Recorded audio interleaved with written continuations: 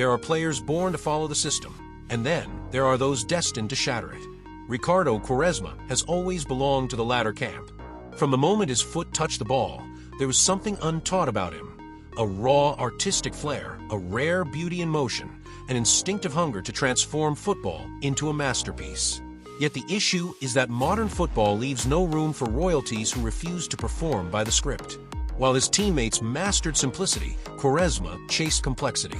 While coaches preached discipline, he offered spontaneity. Here was the kid who refused to settle for ordinary, the prodigy who believed talent alone would carry him. And for a time, it did. The trivela became his signature move, his anthem of independence, his flag against predictability.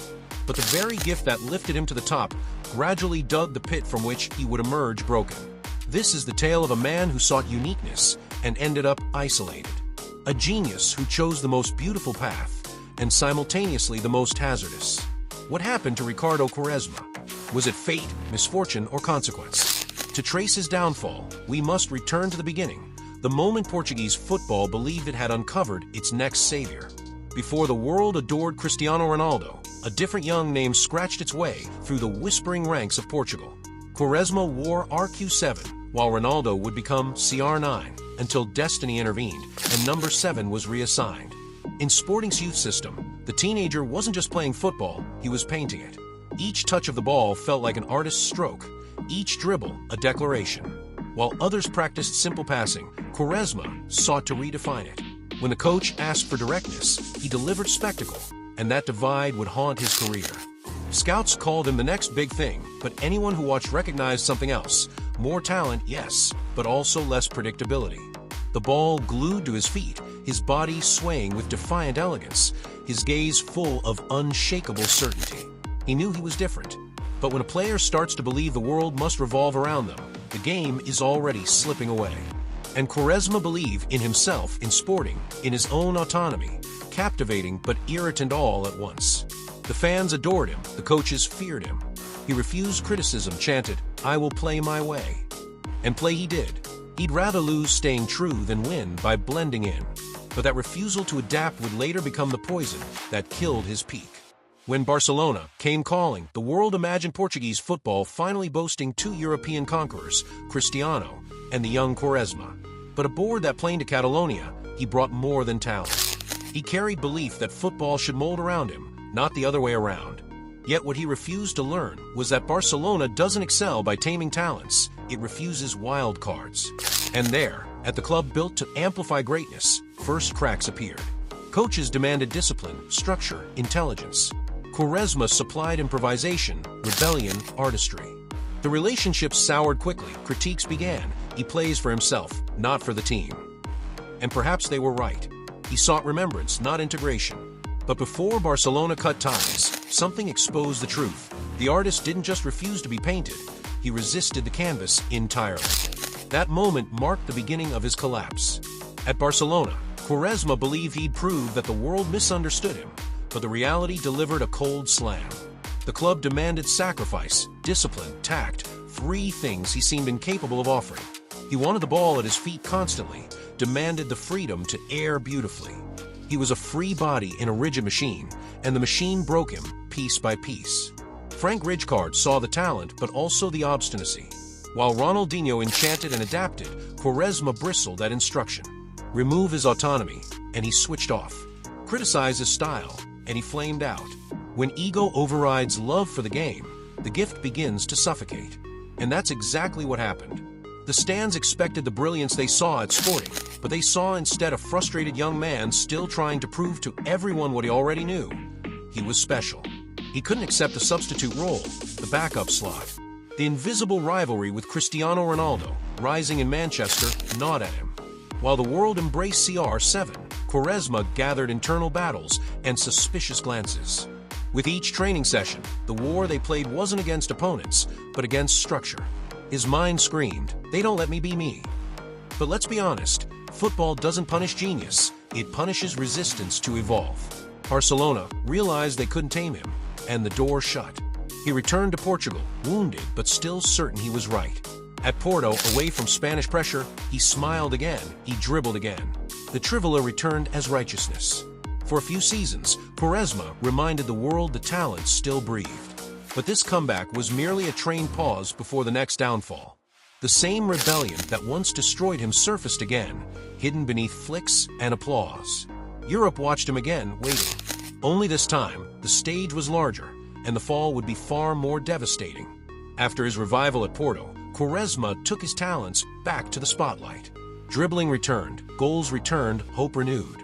But then came Inter Milan.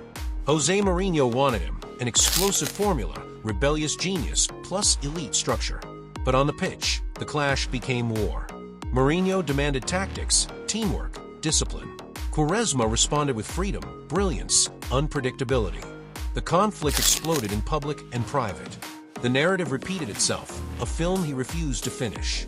In training, it seemed he fought an invisible enemy, his own ego. When Mourinho shouted, he answered silence. When the team wanted simplicity, he served spectacle. He was an artist in a factory that only valued output. The talent stood, but time didn't wait. Football evolved. Dribbling lost ground to intensity. Quaresma, tethered to his essence, grew out of step with the modern game. In Milan, boos replaced applause. Critics labeled him worst player of the season. Fans blamed him. But underneath the mockery was a deeper sorrow. He no longer understood what had changed. For him, the world was the same, but the game had transformed. His conviction that talent alone would suffice blinded him to the truth. Being different isn't the issue. It's refusing to change that kills you. Loaned, rejected, forgotten, Quaresma drifted to clubs that outmatched his name. Turkey, Emirates, each stop a reminder that his best days might belong to the past. He still dazzled on occasion, but no longer terrified opponents. His glow was nostalgic, not ominous. But in the decay, a surprising transformation emerged, humility. Perhaps late, but enough for fans to remember the player they once loved. This phase of redemption revealed a side of Quaresma the world hadn't seen. At Besiktas in Turkey, he found refuge, a place where he could exist as the player he always wanted to be. He was different, but now purposeful. The fans adored him. They saw in him the reflection of a people who valued emotion more than perfection. Away from Western European spotlight, Quaresma found peace. The trivela returned, the feints returned, but his stare changed. No longer did he play to prove anything, not even to measure up to Cristiano Ronaldo. He played for love, for the joy of still enchanting. Mistakes still happened, but now accompanied by a knowing smile. Yes, I'm still me, and I accept it. The rebellious genius who once fought the world now played like a man who understood that being different wasn't a burden, it was his destiny. And as fate would have it, football rewarded him. In 2016 at the European Championship, wearing Portugal's jersey, Quaresma achieved what seemed impossible. He became a hero, scoring the goal that carried his team to the quarterfinals. In the tournament, they went on to win. It was football's redemption, a player once discarded, finally seen. A symbolic triumph of talent and resilience. Yet even in that moment of glory, silence filled his eyes. Because he knew that this victory didn't erase what had been lost. It merely gave meaning to the path he chose.